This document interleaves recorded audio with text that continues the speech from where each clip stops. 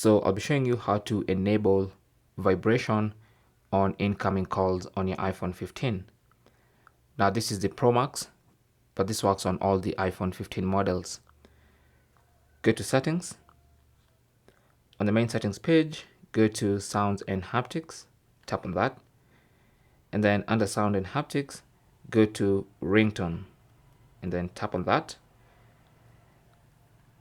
Then tap on haptics at the top of the screen there. You can see it's currently set to none, and that's probably why your iPhone does not vibrate when there's an incoming call. So you can either set it to the default vibration pattern, or you can choose one of these other vibration patterns that you like. If you want to, you can also set some custom vibration patterns. These are some I created earlier, or you can just tap on create new vibration and create a new vibration pattern. But for most people, you just want to go for the default vibration pattern for that specific ringtone, and then go back, and that's it. So now your iPhone will always vibrate when there's an incoming call, whether you have silent mode enabled or disabled.